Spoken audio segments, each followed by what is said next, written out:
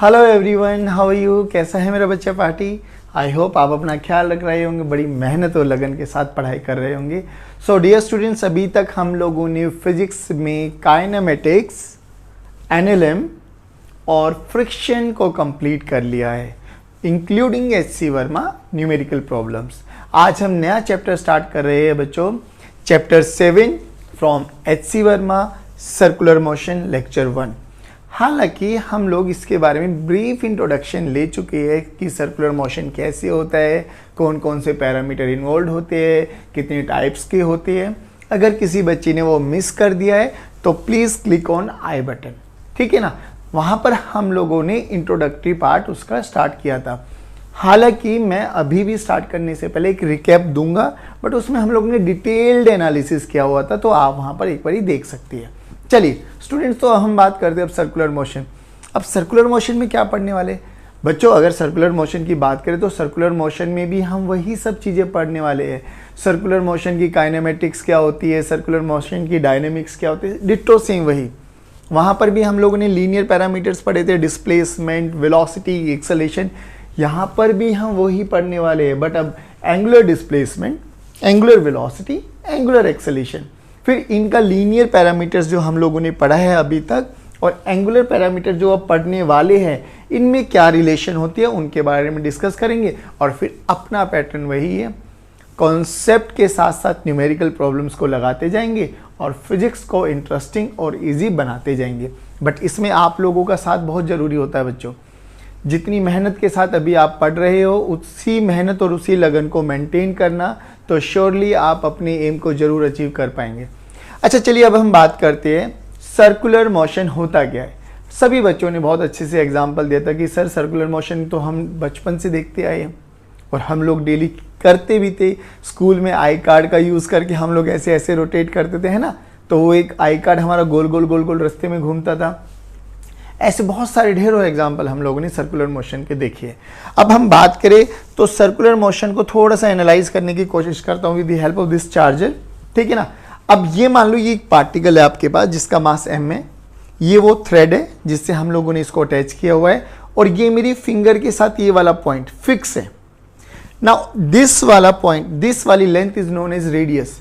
अब अगर हम इसको हॉरिजॉन्टल में ऐसे मूव कराएंगे तो ये गोल गोल गोल गोल कंप्लीट सर्कल अटेन कर लेगा। श्योर ना बच्चों। तो देखिए ये जो डिस्टेंस है ना, ये वाला जिसको हम लोगों ने रेडियस बोला है, ये इनका डिस्टेंस चेंज नहीं होगा। और जो ये वाला पार्टिकल है, ये इस वाले फिक्स पॉइंट के चारों तरफ एक चक्कर लगाएगा, है ना, ऐसा। ये तो हुआ हॉरिजॉन्टल। हम कई बार इसको ऐसे भी तो रोटेट कराते हैं, है ना। ये हुआ वर्टिकल मोशन, ठीक है ना, वर्टिकल सर्कुलर मोशन। और ये अगर हम ऐसे रोटेट कराएंगे तो ये कैसा मोशन हो जाएगा बच्चों, हॉरिजॉन्टल सर्कुलर मोशन। बात समझ में आई। तो सिंपली वही।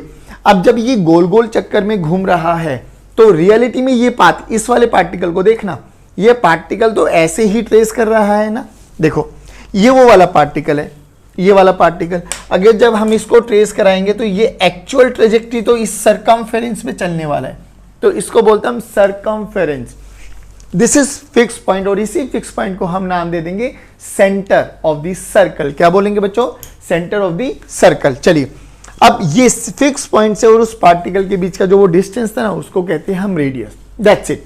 तो देखिए क्या बोला गया, circular motion is a specific motion in which a particle moves in such a manner that it always keeps a constant distance from a fix point. यानी हम बात करें तो ये रेडियस, इस पॉइंट पे देख लो, इस पॉइंट पे देख लो, किसी भी पॉइंट पर देख लो, रेडियस चेंज नहीं होने वाला। तो ये तो थी डेफिनेशन के बारे में। अब हम बात करते हैं सर्कुलर मोशन में। तो सर्कुलर मोशन में देखिए बच्चों, पार्टिकल गोल गोल घूमने वाला है ना। अब ध्यान से सुनना बच्चों, ये जो आपको दिखाई दे रहा है ये वर्टिकल प्रोजेक्शन है। वर्टिकल यानी आपको लग रहा होगा कि सर्कुलर ऐसे मोशन हो रहा है। रियलिटी में हम हॉरिजॉन्टल पे भी मूव करा सकते हैं और वर्टिकल में भी मूव करा सकते हैं, ठीक है ना। तो अब ध्यान से देखिए, अब जो ये वाला पार्टिकल है, अब इसकी मर्जी है कैसी भी डायरेक्शन में चल सकता है। हो सकता है वो ऐसे मूव करे, हो सकता है वो ऐसे मूव करे। यानी इसकी दो सेंस ऑफ रोटेशन पॉसिबल है। सेंस ऑफ रोटेशन बेसिकली कि वो किस डायरेक्शन में घूम रहा है, एंटी क्लॉकवाइज या क्लॉकवाइज। अब आपने देखा है घड़ी कैसे घूमती है, घड़ी में टिक टिक टिक टिक टिक टिक ऐसे, दिस इज क्लॉकवाइज, ठीक है ना, और इसके ऑपोजिट डायरेक्शन में चलेंगे तो हम एंटी क्लॉकवाइज। देखो बच्चों, ये अगर पार्टिकल ऐसे मूव कर रहा है इस डायरेक्शन में तो दिस इज एंटी क्लॉकवाइज, और ऐसे मूव कर रहा है इस डायरेक्शन में तो दिस इज क्लॉकवाइज। ठीक है, अब जो कि हम लोग इनके पैरामीटर्स के बारे में बात करने वाले हैं, तो बच्चों वेलोसिटी तो एक वेक्टर क्वांटिटी होती है, और वेक्टर क्वांटिटी को चेंज करने का तरीका बताइए जल्दी। आइदर चेंज इट्स मैग्नीट्यूड और इट्स डायरेक्शन। अब देखो ध्यान से, जो कि वो सर्कल में मूव कर रहा है तो उसकी डायरेक्शन तो कॉन्टिन्यूसली चेंज हो रही है, डायरेक्शन तो लगातार चेंज हो रही है। वेलोसिटी का मैग्नीट्यूड चेंज हो भी सकता है, नहीं भी हो सकता है, वो कांस्टेंट भी रह सकता है, वो डिक्रीज भी कर सकता है और वो इंक्रीज भी कर सकता है। जल्दी बताइए, वेलोसिटी कांस्टेंट भी हो सकती है, बढ़ भी सकती है और घट भी सकती है। कौन रिस्पॉन्सिबल होता है इसके लिए? कमेंट बॉक्स में जल्दी लिखिए, जल्दी जल्दी। Who is responsible for increasing velocity, decreasing velocity? जल्दी आंसर आना चाहिए। चलिए ठीक है ना, तो अब हम लोग इसके बारे में चर्चा करने वाले। तो ये तो वही सेंटर पॉइंट है बेटा जिसको हम लोगों ने फिक्स पॉइंट बोला गया है। अब बोला क्या कि velocity keeps on changing at each point. क्यों? क्योंकि वेलोसिटी तो एक वेक्टर क्वांटिटी है, डायरेक्शन तो चेंज हो रही है। देखिए इस पॉइंट पर अगर मैं इसको नाम दे दूं ए पॉइंट, इसको नाम दे दूं बी पॉइंट, तो ए पॉइंट पे डायरेक्शन देखिए वो सीधा जा रहा है एक्स एक्सिस की डायरेक्शन में। बी पॉइंट पे अगर मैं डायरेक्शन देखूं, डायरेक्शन देखना बच्चों, तो नेगेटिव वाई में हो गया, तो सर डायरेक्शन तो लगातार चेंज हो रही है। अच्छा, how to calculate direction? Direction के लिए कुछ भी नहीं करना बच्चों, आपको सेंस ऑफ रोटेशन को देखना है कि वो घूम कैसे रहा है, और उस पॉइंट पर जिस पे भी आपको निकालना है ना, you have to draw a simply tangent. देखिए मुझे यहाँ पे निकालना बोला कि यहाँ पे निकाले डायरेक्शन, तो क्या करना है भैया, हमें पता नहीं ये ऐसे मूव कर रहा है, ऐसे, तो इस पॉइंट को टच करते हुए एक टेंजेंट ड्रॉ कर दो, लो जी ये डायरेक्शन आ गई, बस दैट्स इट। तो देखिए वेलोसिटी कीप ऑन चेंजिंग क्योंकि डायरेक्शन लगातार चेंज हो रही है, और velocity is always along the tangent direction. किसी भी पॉइंट पर वेलोसिटी का पता लगाना है तो उस पॉइंट पर सेंस ऑफ रोटेशन को ध्यान रखते हुए टेंजेंट ड्रॉ कर दो, दैट्स इट। देखिए इस पॉइंट पर अगर मुझे निकालना है तो सेंस ऑफ रोटेशन ऐसे ऊपर की तरफ, तो ये इसकी वेलोसिटी की डायरेक्शन हो जाएगी। इस पॉइंट पे निकालना है तो ये इसकी वेलोसिटी हो जाएगी, दैट्स इट। बोलो इतना समझ में आया? चलिए अब अगर हम बात करें तो सर्कुलर मोशन दो टाइप के है बच्चों। एक देखिए, डायरेक्शन तो दोनों केसेस में चेंज होने वाली है, तो डायरेक्शन चेंज हो रही है तो वेलोसिटी चेंज होगी, वेलोसिटी चेंज होगी तो एक्सेलेरेशन तो दोनों ही केसेस में होने वाला है। चाहे वो यूसीएम बोले तो यूनिफॉर्म सर्कुलर मोशन हो, चाहे वो NUCM हो, नॉन यूनिफॉर्म सर्कुलर मोशन हो। अब दोनों में फर्क देखिए, बिल्कुल बेसिक इंट्रोडक्टरी पार्ट है। दोनों में फर्क क्या होगा? यूनिफॉर्म सर्कुलर मोशन यानी ऐसा मोशन जिसकी डायरेक्शन तो लगातार चेंज हो रही है, बट जो वेलोसिटी मैग्नीट्यूड है ना, वेलोसिटी का मैग्नीट्यूड यानी जिसको हम स्पीड बोलते हैं, वो स्पीड कांस्टेंट है हर एक पॉइंट पे। मतलब कि अगर ये यूसीएम कर रहा है, यूनिफॉर्म सर्कुलर मोशन कर रहा है, तो इसके किसी भी पॉइंट पर, point number 1, point number 2, point number 3, point number 4, point number 5, सभी पॉइंट्स पर वेलोसिटी का मैग्नीट्यूड या स्पीड क्या रहने वाली है? कांस्टेंट। अगर ऐसा है तो वो कहलाया जाता है यूनिफॉर्म सर्कुलर मोशन। अब स्पीड कांस्टेंट रह सकती है, इसके लिए कौन रिस्पॉन्सिबल है ना, उसके बारे में भी हम डिटेल में चर्चा करेंगे। हालांकि हम पहले ही बता चुके हैं, but need not to worry about that, अपन डिस्कस करने वाले हैं।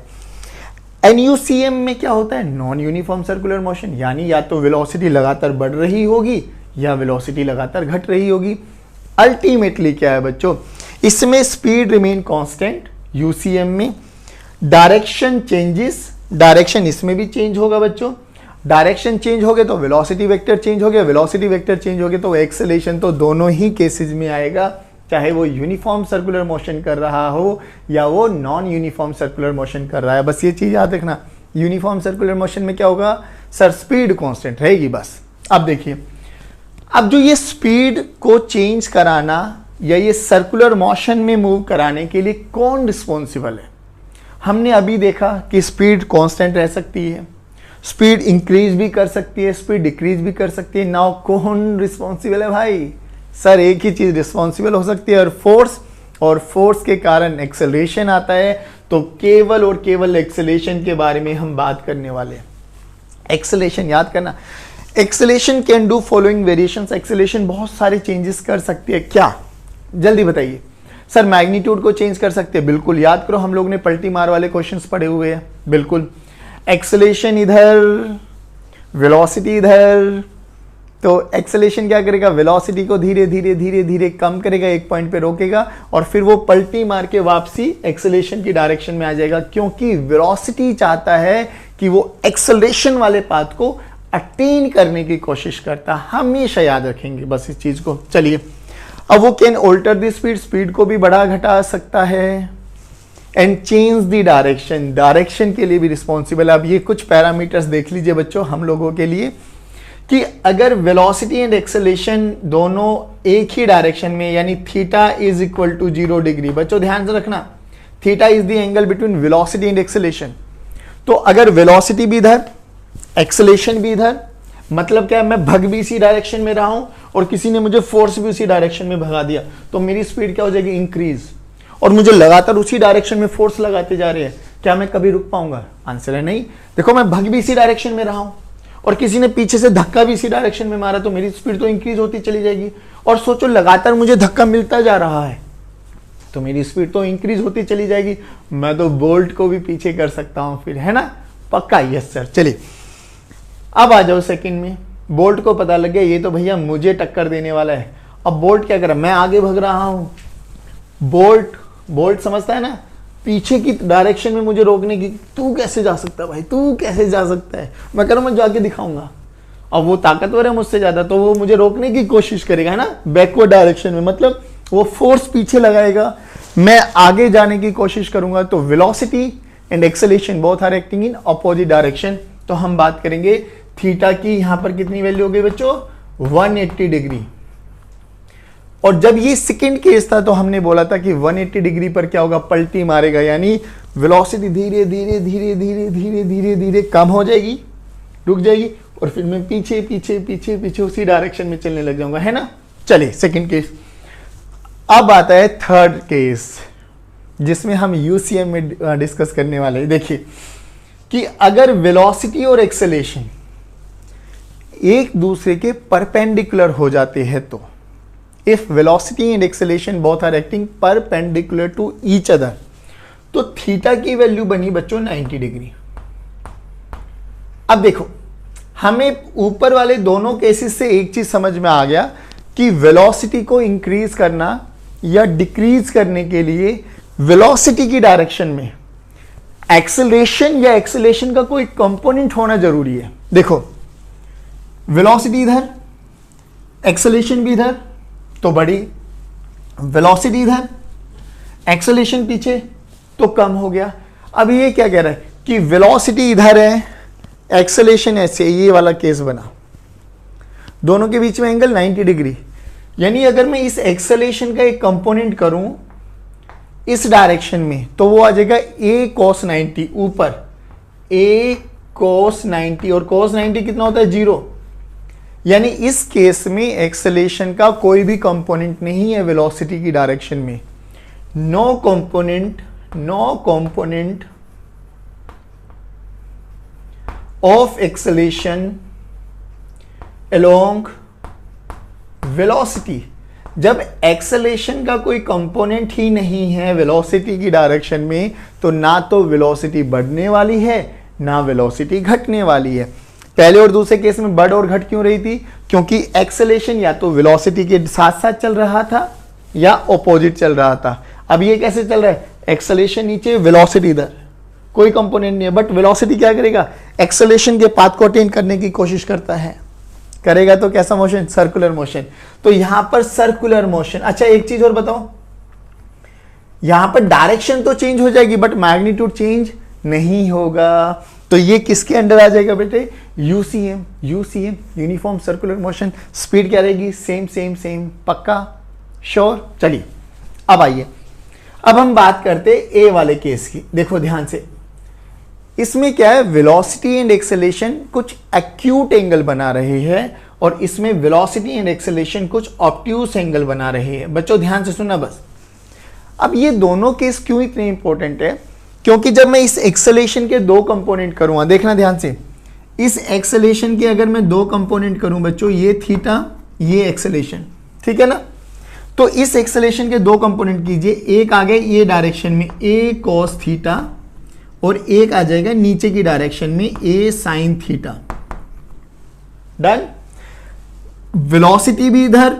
अब देखो ध्यान से, याद करो एक्सेलरेशन का एक कंपोनेंट तो है a cos थीटा, यानी along the direction of velocity, और जो वेलोसिटी के साथ साथ होगा वो क्या करेगा सर, वो तो स्पीड को इंक्रीज करेगा। यानी जो ये a cos थीटा है ये स्पीड को इंक्रीज करेगा, ये स्पीड को इंक्रीज करेगा, और जो ये a sin थीटा है ये तो परपेंडिकुलर डायरेक्शन में होगा और ये डायरेक्शन को चेंज करेगा। ध्यान से सुनना बच्चों, अगर कोई भी एक्सेलेरेशन या एक्सेलेरेशन का कंपोनेंट वेलोसिटी के डायरेक्शन में आ जाता है तो वो स्पीड को कम या ज्यादा कर सकता है, लेकिन अगर कोई वेलोसिटी के परपेंडिकुलर आ जाए तो वो डायरेक्शन चेंज कर सकता है।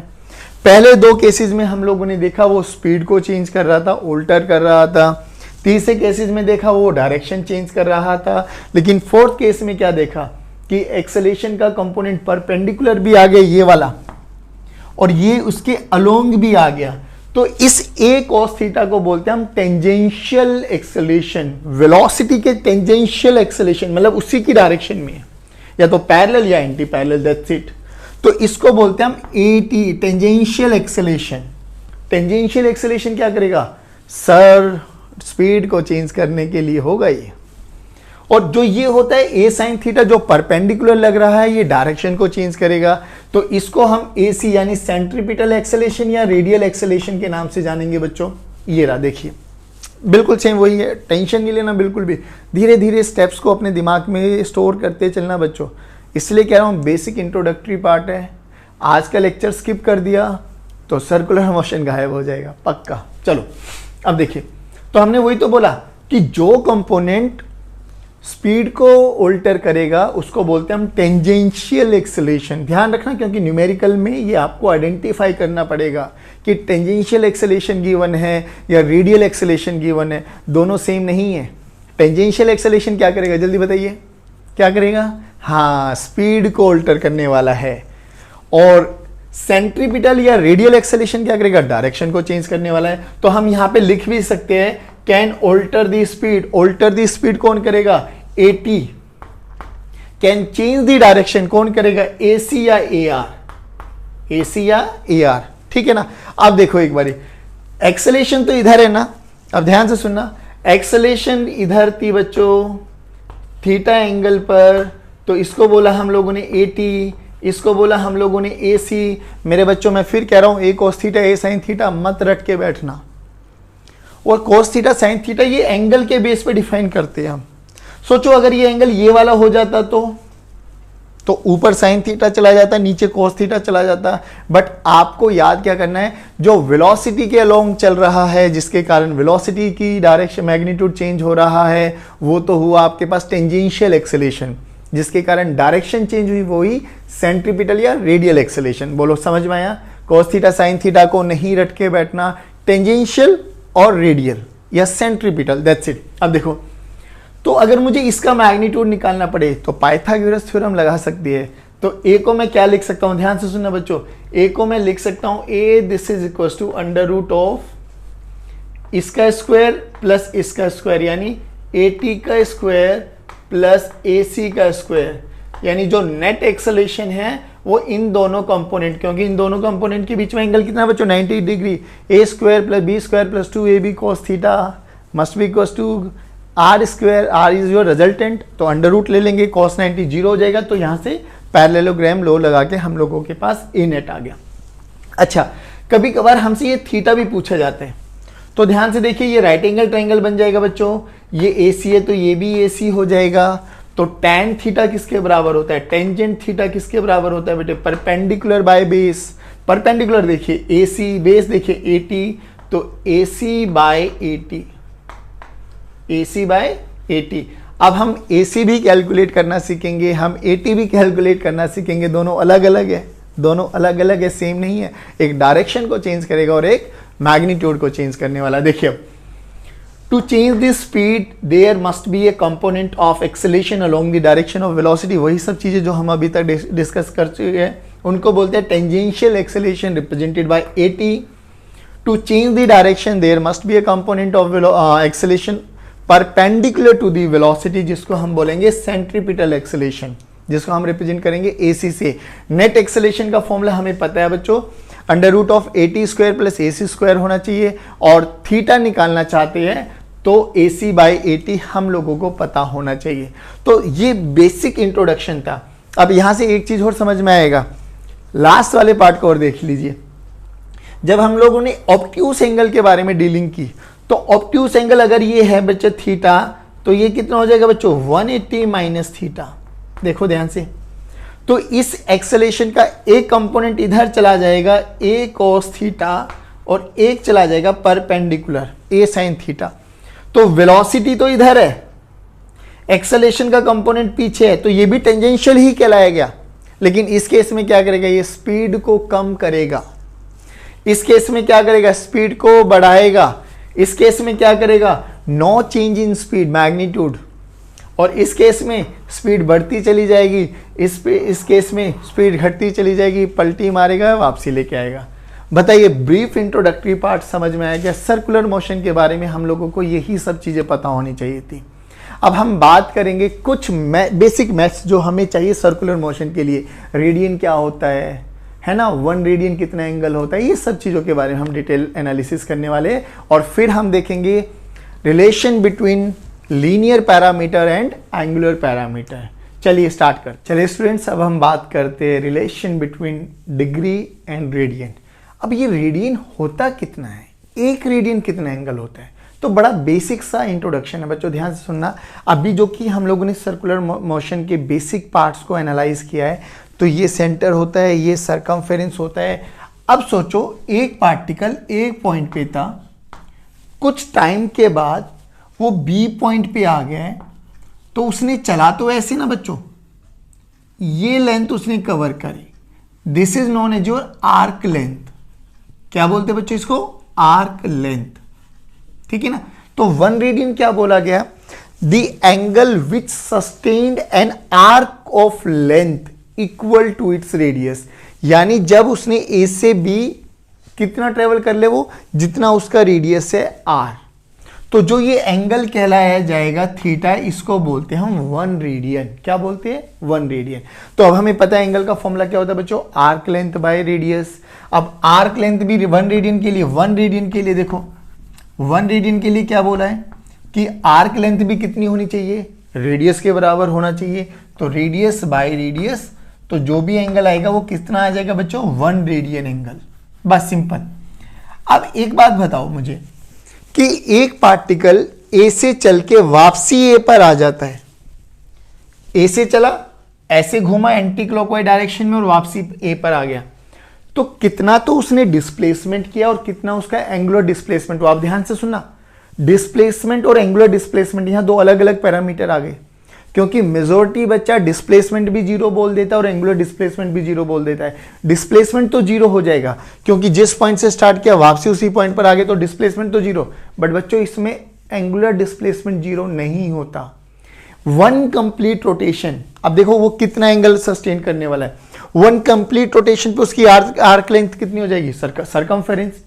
1 कंप्लीट रोटेशन, 1 कंप्लीट रोटेशन पर 1 complete rotation, arc length is equal to its circumference, है ना।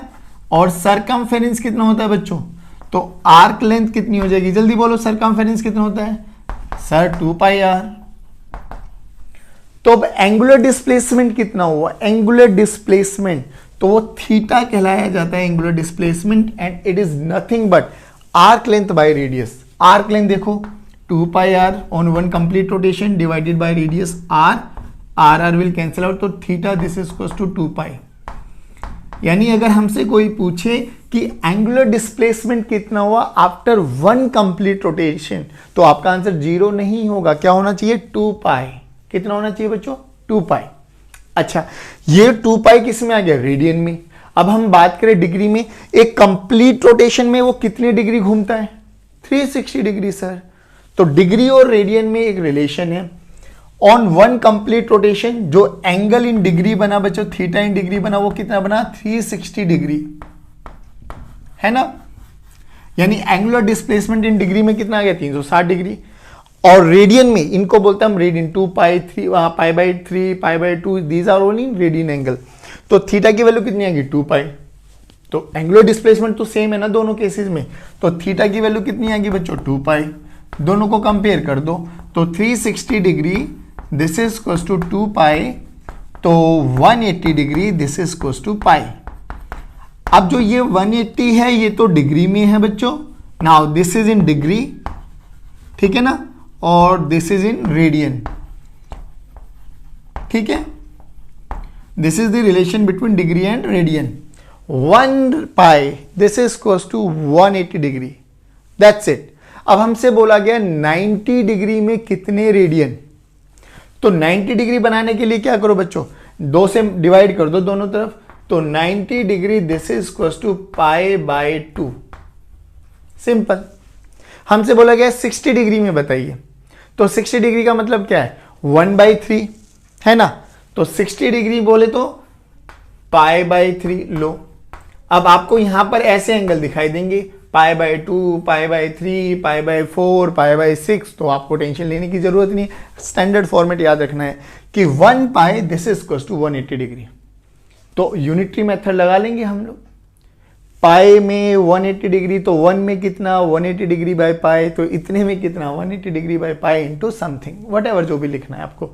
तो आपको रेडियन से डिग्री में और डिग्री से रेडियन में कन्वर्ट करना आना चाहिए। आई होप ये समझ में आ गया। बिल्कुल बेसिक इंट्रोडक्टरी पार्ट था ये, इसलिए कराया क्योंकि हमें जरूरत पड़ने वाली है अब, ठीक है। आई होप समझ में आया। देखिए हमें 1 रेडियन चाहिए, 1 रेडियन कुछ भी नहीं होता है। आर्क लेंथ कितना? जब रेडियस के बराबर आर्क लेंथ अटेन हो जाए तो जो ये एंगल बनने वाला है इसको बोलते हैं हम 1 रेडियन। एंगल का फॉर्मूला हमें पता है, आर्क लेंथ बाय रेडियस होता है। On 1 complete rotation, 1 complete rotation पे एंगुलर डिस्प्लेसमेंट 0 नहीं होगा, और 2 पाई होता है या 360 डिग्री होता है, बट हाँ डिस्प्लेसमेंट 0 हो जाएगा पार्टिकल का। तो हम लोगों ने वहां से ये रिलेशन निकाल के एक स्टैंडर्ड फॉर्मेट हमें आ गया कि 180 डिग्री पाई रेडियन के बराबर होता है। अब हमसे डिग्री से पाई में कन्वर्ट करना पूछा तो भी कर सकते हैं, डिग्री से पाई में रेडियन में कन्वर्ट करना बोलेंगे तो भी कर सकते हैं। हमें तो ये स्टैंडर्ड फॉर्मेट याद होना चाहिए। बोलो अब समझ में आया पक्का?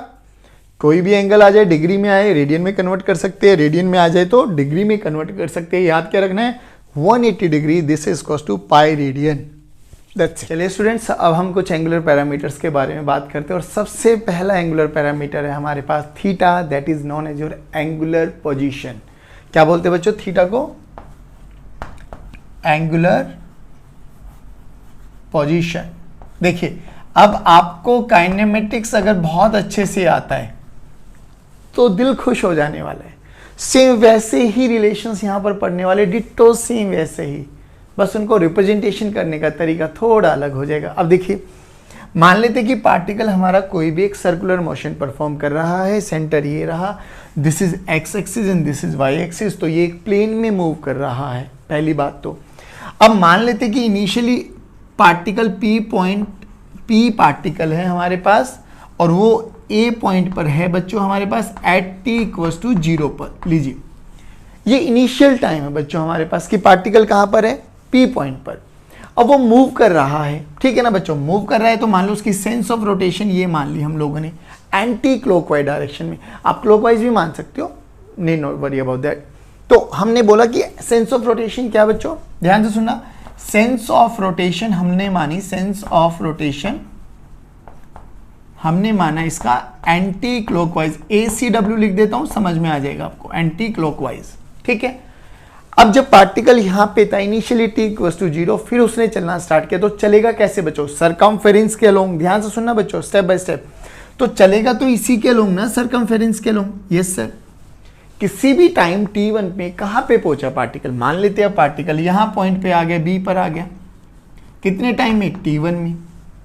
नाउ एंगुलर पोजीशन क्या होती है कि रेफरेंस लाइन से, रेडियल लाइन, रेडियल बोले तो ये रेडियस, कितना एंगल सस्टेन किया in the direction of sense of rotation. Direction of sense of rotation का मतलब देखिए बच्चों कि इनिशियली हमारे पास पार्टिकल ये था बच्चों, फिर वो यहां पर आ गया, तो इस रेफरेंस लाइन में देखना, रेफरेंस लाइन और इस व्हाइट लाइन में ये जो एंगल बनाना, ये वाला angle, this is known as your angular position. क्या बोलते बच्चों इसको? Angular position.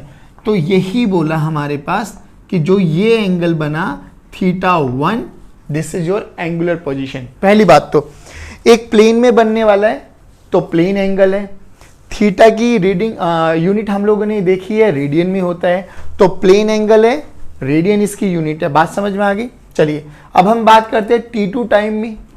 भैया t2 टाइम में मान लो वो यहां पे पहुंचा C पोजीशन पे, तो अब कितना एंगल सस्टेन हुआ, अब क्या उसकी एंगुलर पोजीशन होगी?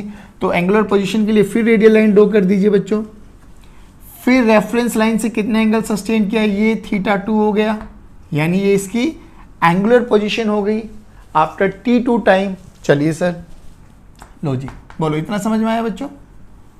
ठीक, θ1 क्या है? Angular position eight t1 after t1, और θ2 क्या है बच्चों? Angular position after t2। अब देखिए अगर मैं इस वाले ट्रायंगल को बनाऊं BOC, ध्यान से देखना बच्चों, BOC को अगर मैं बनाऊं, this is origin, this is B, this is C, ये हमारी रेफरेंस लाइन थी, ठीक है ना।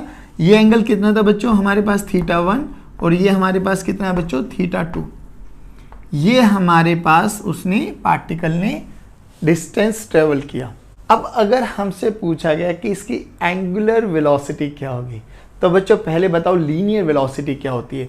तो लीनियर वेलोसिटी को अगर हम बात करते हैं, v vector this is equals to displacement, यानी delta s by delta t लिखते थे ना हम लोग बच्चों। ये आप ध्यान से सुनना, एंगुलर वेलोसिटी जो होती है ना वो ओमेगा से रिप्रेजेंट करते हैं बेटा, एंगुलर वेलोसिटी ओमेगा से, और ओमेगा वेक्टर के मैग्नीट्यूड को हम क्या बोल देंगे बच्चों? एंगुलर स्पीड बोल देंगे सर, जो कि हम यूनिफॉर्म सर्कुलर मोशन पढ़ रहे हैं, तो ओमेगा का मैग्नीट्यूड चेंज नहीं होने वाला, ठीक है सर। अब देखिए ध्यान से, तो सिमिलरली जो वो ओमेगा से मूव कर रहा है, ओमेगा कांस्टेंट है, चेंज नहीं हो रहा, तो ओमेगा को कैसे लिखेंगे? तो अब देखना फॉर्मूला बच्चों वही सेम, ओमेगा का magnitude this is equals to change in, वहां पर लीनियर डिस्प्लेसमेंट होता था, यहां पर एंगुलर डिस्प्लेसमेंट हो जाएगा, यानी delta theta by delta T. That's it मेरे प्यारे बच्चों, ध्यान से सुनना। यहां पर हम वेक्टर अप्रोच लिखते थे, लेकिन ये वाला फॉर्मूला केवल और केवल मैग्नीट्यूड के लिए है, magnitude, not for vector quantity. यानी इस फॉर्मूले को आप ऐसे नहीं लिखेंगे, ध्यान से सुनना बच्चों, गलत हो जाएगा। अभी समझ में भी आ जाएगा कि क्यों सर इसको गलत बोल रहे हैं, ये गलत है, यहां पर ये ठीक था, अभी सब समझ में आएगा कि क्यों ऐसा होने वाला है। लेकिन ये ऐसे लिख सकते हैं हम। अब ये डेल्टा थीटा क्या है? देखो t1 टाइम पर यहां पे था, t2 टाइम पर यहां पर आ गया, तो t2 t1 के बीच में, मान लो यहां से एक एग्जांपल लेके चलते हैं, ये t इक्वल्स टू 0, यहां से यहां तक जाने में इसको लगा 2 सेकेंड, यहां से यहां तक इसको जाने में लगा 3 सेकेंड, तो यहां से यहां तक इसको आने में कितना लगा बच्चों? 1 सेकेंड। तो ये तो बना डेल्टा टी, और ये जो ये वाली ये हुआ ना, ये this is known as your angular displacement. θ2 क्या है? Angular position. θ1 भी क्या है? Angular position. तो θ2 माइनस θ1 क्या बना? Angular displacement.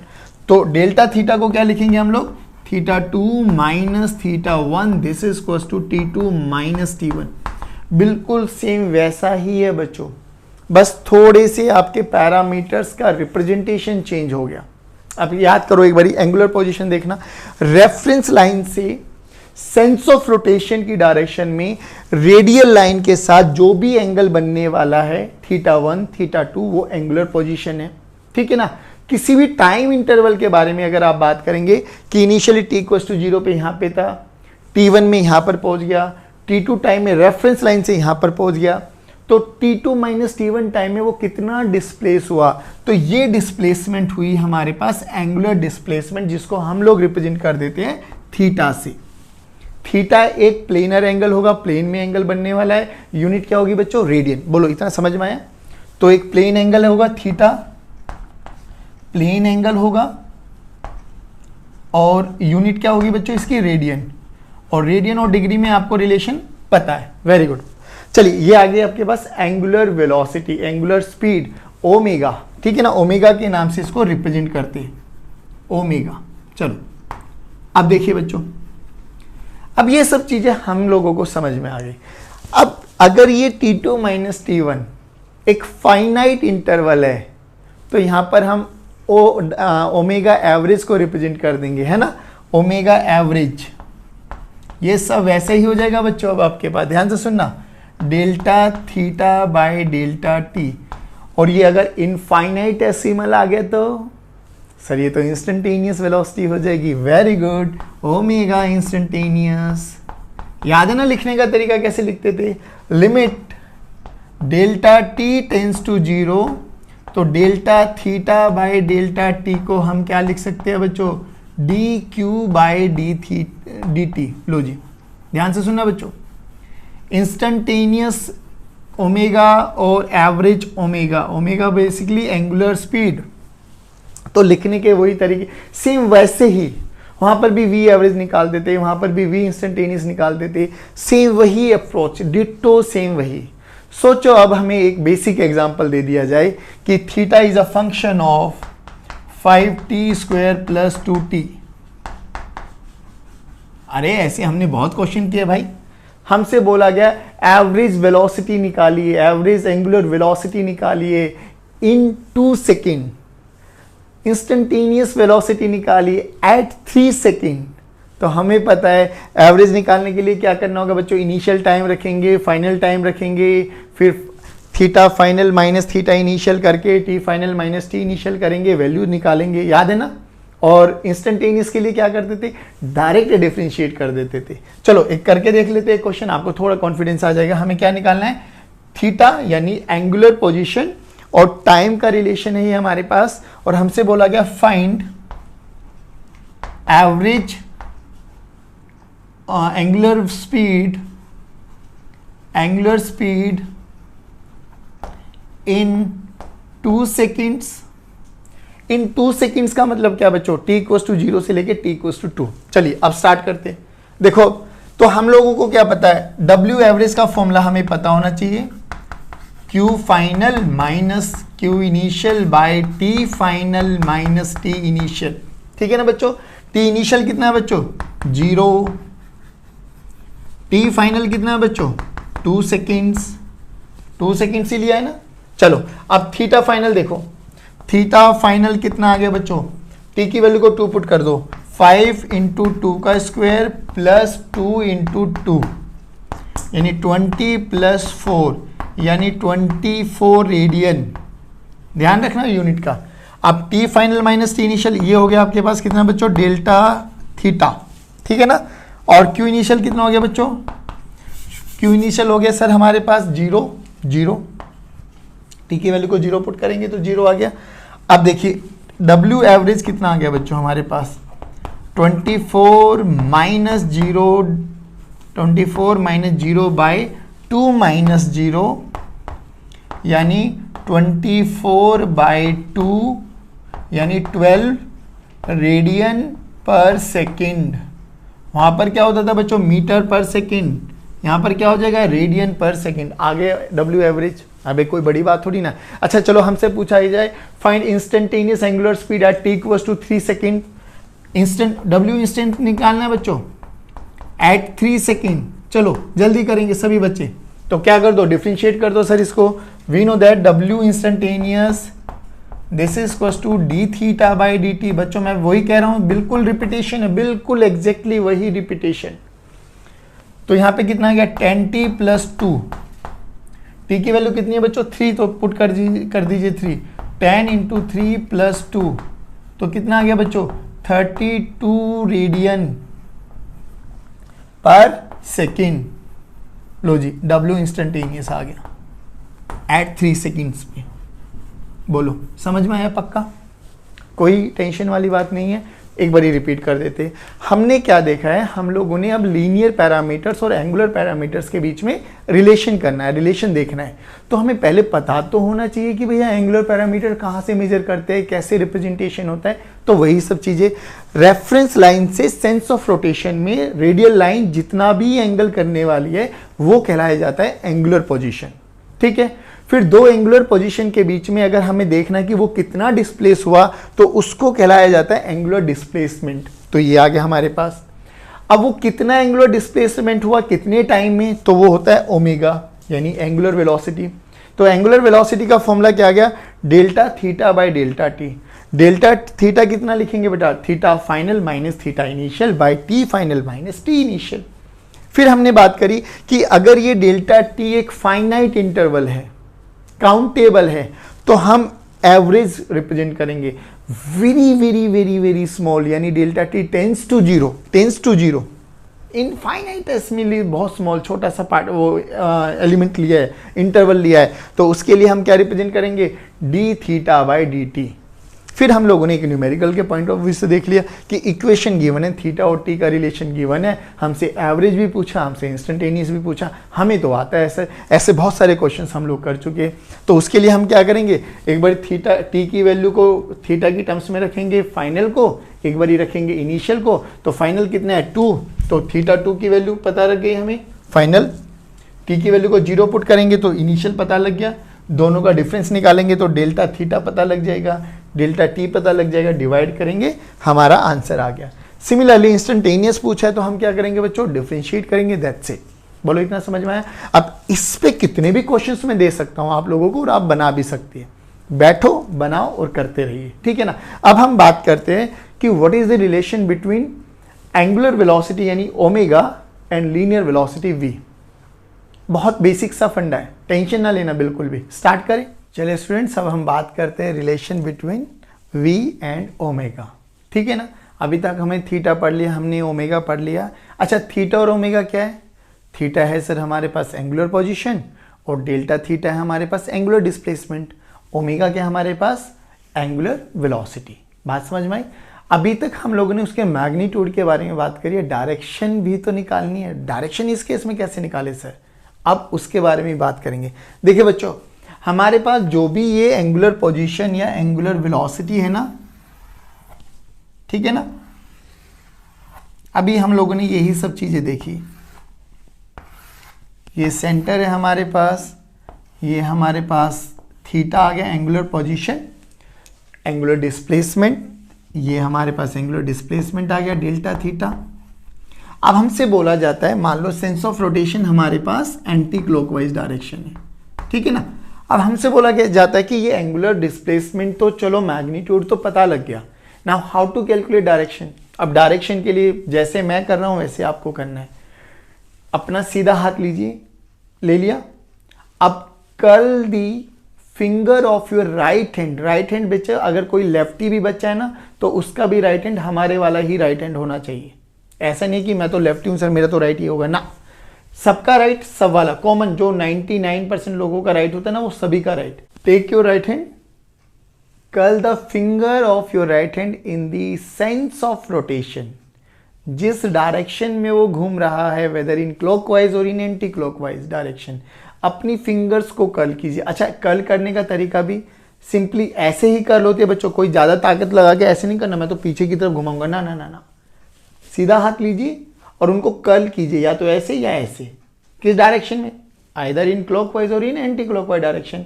Thumb will gives you the direction of angular displacement और एंगुलर वेलोसिटी। मेरी बात सुनना, ये थीटा और ओमेगा दोनों ही एक्सियल वेक्टर्स है, इनको एक्सियल वेक्टर कहते हैं बच्चों, ठीक है ना। एक्सियल वेक्टर, जो भी एक्सियल वेक्टर होता है ना, उनका जो भी प्लेन, जिस प्लेन में वो मूव कर रहे होते हैं उस प्लेन के परपेंडिकुलर डायरेक्शन में ही उनकी डायरेक्शन होती है। परपेंडिकुलर टू द प्लेन हमेशा डायरेक्शन रहेगी। और वो परपेंडिकुलर हो सकता है बाहर की तरफ हो, वो परपेंडिकुलर हो सकता है अंदर की तरफ हो। अगर इस प्लेन के बारे में हम बात करें तो इस प्लेन का परपेंडिकुलर बाहर की तरफ भी हो सकता है और अंदर की तरफ भी परपेंडिकुलर, परपेंडिकुलर बेसिकली 90 डिग्री। बात समझ में आई? तो देखिए क्या करना है। अब ये सेंस ऑफ रोटेशन है, तो फिंगर लीजिए, सेंस ऑफ रोटेशन की मूव डायरेक्शन में कीजिए। थंब कहाँ है बच्चों? बाहर। और अगर ये एक्स एक्सिस है, ये वाई एक्सिस है, तो बाहर कौन है? Z axis, positive Z axis. तो इसका थीटा किधर? बाहर। अब बाहर की डायरेक्शन को देखिए बच्चों, डॉट और एक है क्रॉस। डॉट मतलब बच्चों outside the plane, outside the plane, ठीक है। चलिए, अगर हमारा एंटी क्लॉकवाइज में ना करके क्लॉकवाइज कर रहा होता तो क्लॉकवाइज में ऐसे करते। अब थंब देखो किधर है? अंदर। तो अंदर बोले तो क्रॉस, और क्रॉस का मतलब inward, inside the plane, inside the plane. अब ये दो चीजें आपको ध्यान रखना है। कहीं पर डॉट लिखा आ जाए तो समझ लेना कि जिस भी प्लेन में वो मूव कर रहा है उसके बाहर परपेंडिकुलर, और क्रॉस लिखा आ जाए तो जहां पर वो मूव कर रहा है उसके अंदर वाला परपेंडिकुलर। दैट्स इट, रिप्रेजेंटेशन है। 11th में भी यही यूज करेंगे, 12th में भी यही यूज करने वाले। चलिए, अब हम बात करते हैं कि what is the relation between v and omega. Sense of rotation हमें समझ में आ गई, एक्सियल वेक्टर्स होते ये भी हमें पता लग गया, और एक्सियल वेक्टर की डायरेक्शन कहां पर रहेगी? जिस भी प्लेन में वो मूव कर रहे हैं ना उसके हमेशा परपेंडिकुलर। अगर वो एक्स वाई में मूव कर रहे हैं तो जेड के अलोंग, या वो पॉजिटिव जेड होगा या वो नेगेटिव जेड होगा, वो किससे डिफाइन करेंगे हम लोग? किससे रिप्रेजेंट करेंगे? किससे आइडेंटिफाई करेंगे? सेंस ऑफ रोटेशन से, ठीक है ना। अगर वो वाई जेड में मूव कर रहा होगा तो पॉजिटिव एक्स या नेगेटिव एक्स की डायरेक्शन में होने वाला। बात समझ में आई? सिमिलरली अगर हमारा ओमेगा इस डायरेक्शन में, तो बच्चों जल्दी बोलो, curl the finger of your right hand, thumb बाहर, तो आउटवर्ड। और अगर ऐसे ओमेगा होता तो बच्चों हाथ चलाना आना चाहिए बहुत अच्छे से। Right, curl the finger in the direction of sense of rotation of the particle, thumb will gives you the direction. वो बाहर होगा या वो अंदर होने वाला। बात समझ में आई? चलिए, अब हम बात करते हैं रिलेशन को। रिलेशन निकालने के लिए बड़ा सिंपल है बच्चों। ओमेगा का फॉर्मूला जो कि हमें अभी तक पता है, या तो हम delta theta by delta T लिखते हैं, एवरेज के बारे में डिफाइन करते हैं, और इंस्टेंटेनियस के बारे में बात करते हैं तो D theta by D T करते हैं। चलिए, अब प्लीज पे अटेंशन मेरे बच्चों, देखो ध्यान से। अगर हम बात करें, ये हमारा पार्टिकल जो मूव कर रहा था, ठीक है ना, ध्यान से सुनना बच्चों, ये हम लोगों ने बोला ये हमारे पास एंगुलर डिस्प्लेसमेंट हुआ डी थीटा, ये डी थीटा बहुत छोटा सा डिस्प्लेसमेंट। अब यहां से ए से बी तक चलते हुए हमें पता है एक और थीटा का फॉर्मूला हम लोगों ने अभी अभी पढ़ा था, arc length by radius, arc length by radius. Arc length की बात कर रहे हैं बच्चों, ध्यान से सुनना। Now this is arc length, और रेडियस कितने? आर। ध्यान से देखो, तो मैं थीटा की वैल्यू तो लिख सकता हूं W instantaneous, this is equal to D theta की value arc length divided by radius into D T. ध्यान से सुनो, रेडियस तो throughout the circular motion क्या रहने वाला है? कांस्टेंट। तो अब ये देखिए, डी आर्क लेंथ क्या है? डिस्टेंस है या डिस्प्लेसमेंट है? ये जो आर्क लेंथ है, ये आर्क लेंथ, ये डिस्टेंस है या डिस्प्लेसमेंट है? सभी बच्चे बोलेंगे डिस्टेंस है या डिस्प्लेसमेंट है। बड़ा बना देता हूं, बहुत कंफ्यूजन होता है बच्चों को। नाउ बताइए, डिस्टेंस है या डिस्प्लेसमेंट? क्या बोला? डिस्टेंस। ठीक है, क्योंकि डिस्प्लेसमेंट तो शॉर्टेस्ट पाथ होता है भाई, ये वाला। This is displacement and this is distance, याद रखना बच्चों। तो ये D arc length bye D T क्या बना? डिस्टेंस बाय टाइम यानी स्पीड, और स्पीड क्या है बच्चों? हम लोगों ने मानी हुई है यहां पर v। तो ओमेगा का फॉर्मूला क्या आ गया बच्चों? D arc bye D T. इसको x अगर मैं मान लूं तो ये क्या बना बच्चों? 1 by R D X by D T, और D X by D T क्या बना बच्चों? v क्या है? स्पीड बच्चों, वेलोसिटी नहीं, स्पीड। तो ओमेगा का फॉर्मूला क्या बना बच्चों? v बाय आर, यानी v का फॉर्मूला क्या बना बच्चों? R omega. फिर कहूंगा ये कैसी क्वांटिटी है? जो रिलेशन है ये एक स्केलर रिलेशन है बच्चों, मैग्नीट्यूड वाला रिलेशन। मैग्नीट्यूड यानी v का magnitude, this is equal to r into omega का मैग्नीट्यूड, ऐसे भी लिख सकते हो अगर लिखना है तो। वेक्टोरियली ये ठीक नहीं है, क्यों ठीक नहीं है याद करो, ओमेगा की डायरेक्शन किधर है, आउटसाइड द प्लेन, या तो अंदर या बाहर, और स्पीड वेलोसिटी की डायरेक्शन इसके अलोंग है ना, ये बाहर है और ये अलोंग है, तो इनको हम वेक्टोरियली रिप्रेजेंटेशन नहीं करेंगे, इसका वेक्टोरियली रिप्रेजेंटेशन ये ठीक नहीं है, यानी इसको हम ये नहीं लिखेंगे v equal to R omega, ये बिल्कुल गलत है। बात समझ में आ गई, क्योंकि ओमेगा की डायरेक्शन तो बाहर है और वेलोसिटी की डायरेक्शन या तो टेंजेंशियली इधर होगी, इधर होगी, इधर होगी या इधर होगी, बोलो समझ में आया, और ओमेगा की डायरेक्शन बाहर, तो ये मैग्नीट्यूड वाले फॉर्मूले, पहली बात इतना समझ में आया पक्का। देखो अब ध्यान से, तो हमें ये बहुत स्टैंडर्ड फॉर्मूला मिल गया कि v is equal to R omega, याद करना अब इसको, v is equal to R omega. v क्या है, लीनियर स्पीड, r क्या है, रेडियस, ओमेगा क्या है, एंगुलर स्पीड, दोनों में रिलेशन क्या है, v equal to R into omega, r क्या है, रेडियस। बात समझ में आई बच्चों। अब देखो ध्यान से एक चीज और बताता हूं आपको, जितने भी हम लोग ने ये एक्सियल वेक्टर पढ़े हैं, एक तो चीज समझ में आ गई, जिस भी प्लेन सेंस ऑफ रोड जो भी इनका प्लेन होगा उसके परपेंडिकुलर इसकी डायरेक्शन होने वाली। सेकेंडली अब हमें बात करना है कि ये जो हमारे पास थीटा होते हैं ना, थीटा एक कंप्लीट रोटेशन में जो थीटा की वैल्यू होती है वो होती है 2 पाई। सोचो, एक बहुत कॉमन सेंस का एग्जांपल पूछता हूं कि एक पंखा चल रहा था, हमने उसको स्विच मतलब बंद किया, ऑफ कर दिया, तो 12.5 चक्कर 12.5 चक्कर के बाद वो रुक गया है, 12.5 उसने रोटेशन ऐसे चक्कर लगाए और रुक गया है। हमसे बोला गया बताओ उसकी एंगुलर डिस्प्लेसमेंट कितनी हुई। ध्यान से सुना बच्चों, पंखा चल रहा था, पंखा हमने बंद किया तो हमने देखा वो 12.5 चक्कर लगाने के बाद रुक गया। हमसे बोला गया find the angular displacement of fan, 0, क्योंकि हमें पता है एंगुलर डिस्प्लेसमेंट 0 नहीं है। एक कंप्लीट चक्कर में कितना होता है, 2 पाई, तो 12.5 में कितना हो जाएगा, 25 पाई, दैट्स इट, आंसर आ गया। तो एंगुलर डिस्प्लेसमेंट कितना हो जाएगा बच्चों, एंगुलर डिस्प्लेसमेंट हो जाएगा सर 12.5, तो उसने चक्कर लगाए और एक चक्कर में कितना होता है, 2 पाई, तो 25 पाई उसका एंगुलर डिस्प्लेसमेंट हो गया। बोलो समझ में आया बच्चों, पक्का, परफेक्टली। ये बहुत इंपॉर्टेंट पार्ट था। चलिए गाइज, आज की क्लास को हम यही वाइंड अप करते हैं। आई होप जो बेसिक इंट्रोडक्टरी पार्ट था सर्कुलर मोशन का वो बहुत क्रिस्टल क्लियर आप लोगों को समझ में आया होगा। और आज शाम को HC वर्मा के रेस्ट ऑफ द क्वेश्चंस भी हम डिस्कस करने वाले हैं, तो 6 o'clock आप कहीं नहीं जाइएगा क्योंकि वो क्वेश्चंस बहुत इंपॉर्टेंट है।